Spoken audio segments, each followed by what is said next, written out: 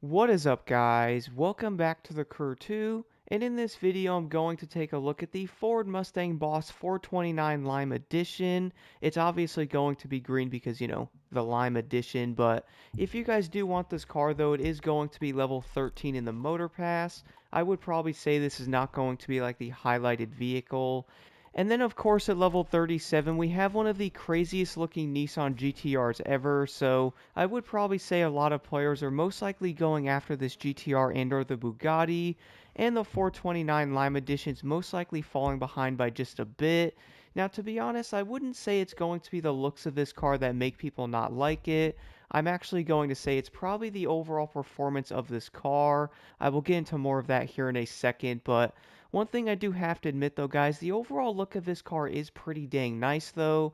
I really do love like that bright green lime color on this vehicle. I also really like the way those rims are set up with like the green going around them and or the green bolts. Plus we have a 2-exit exhaust in the front. So at least the overall body design on this vehicle actually looks pretty dang sweet. And I would say that's probably going to be this car's biggest highlight. It is obviously going to look really good, but even though a car does look good, it also needs to have decent performance so people actually use it. But besides all that though, let's go do an outside look of this vehicle right now and see what the top speed is.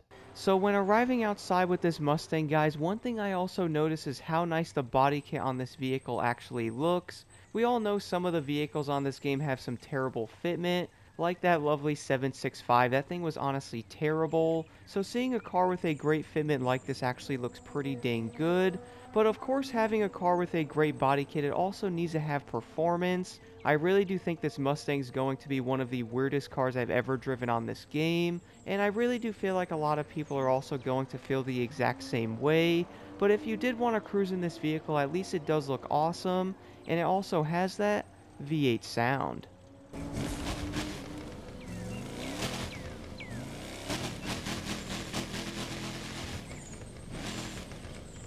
So when moving over to the interior view of this car, you most likely notice the green on the steering wheel and or like going around the dials, and obviously some of that green stitching as well. But one thing I did notice though, is they actually did not overdo this car and make like the entire interior green. I feel like that would honestly ruin the vehicle, so at least it wasn't insane. I would say some of the green stitching on the seats would have been kind of nice, but at least they actually show some of it on the steering wheel, which you're obviously going to be looking at the entire time you are driving the vehicle. And of course you also see the exhaust, which are shaking.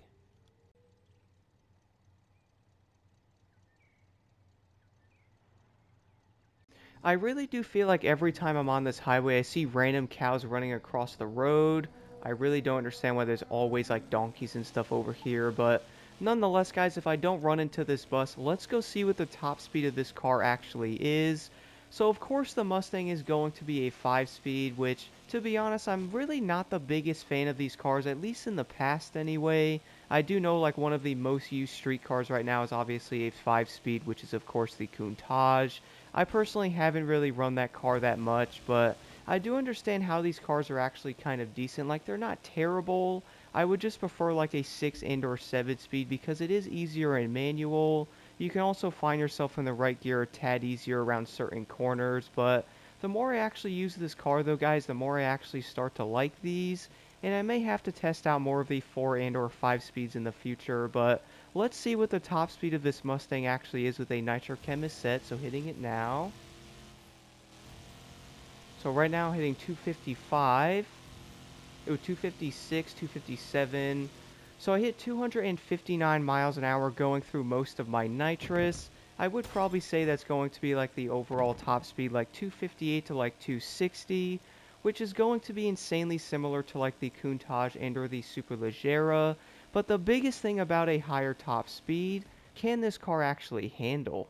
Now, one of the big reasons why I keep going over the handling of this Mustang is the fact that, my goodness, at first, I would say most players are probably going to hate this car with a passion. And the main reason why I say that is if you guys jump into this car with pro settings, it almost feels like it kind of belongs in like the drift class because it can't go around a corner and it can barely maintain like a straight line without having some type of stability issues.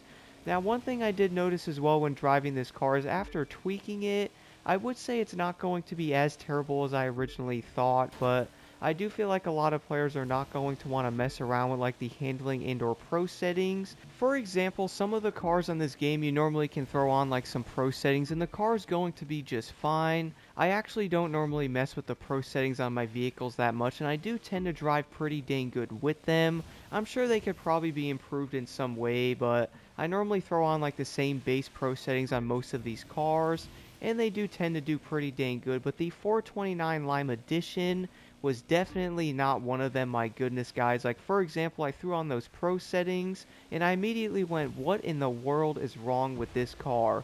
And I basically knew a lot of people are not going to like this. I did have a friend that also said the exact same thing about this car. Like, they were like, what is wrong with this thing compared to like the regular 429? How is it worse? Which is kind of odd because it's obviously the exact same car. It's just going to be like a special edition of that vehicle, but it's somehow worse. Now, besides the handling being kind of bad on this car and or awful in some areas, at least until you actually tweak this thing just a little bit, the overall speed of this Mustang is most likely going to be its biggest highlight because it does get up to 250 pretty dang quick. And of course it is going to be a 5-speed, which is actually not that bad with acceleration. I was noticing sometimes with some of these cars, like you would shift and it would like lose a little bit of speed and or some power going into the next gear. I was noticing with like the Lime Edition that it wasn't doing that as much. I actually noticed this with like the Lancia Stratos going in first to second gear. That's also going to be a 5-speed as well, but that car was doing it a bit there. And then after the second gear, you're basically good to go. But with this car though, you basically can shift through all of the gears and pretty much accelerate pretty dang fast.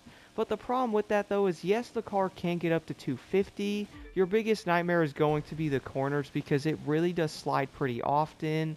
And it really does feel like the overall stability of this car is basically non-existent. Now, I wasn't trying to make the review of this car like a rant, but to be honest, guys, I do feel like a lot of players are most likely going to feel the exact same way. The Lime Edition really does look awesome, and if you do buy the Motor Pass, you obviously get this vehicle with it anyway, which can be moved over to Motorfest in the future. So at least it is going to be another car you can collect. And of course the handling model on Motorfest is different, so I will have to test out the Lime Edition on there to really see what it is about. Now I would like to know your thoughts on this car in the comments below. And I do want to mention, by the way, I will be posting the Bugatti Divine Edition on Friday, and I will most likely be posting the Camaro on Saturday with the Stratos GR4, so definitely stay tuned for those, guys. But again, let me know your thoughts on the Lime Edition in the comments below, and don't forget to leave a like and subscribe for more insight.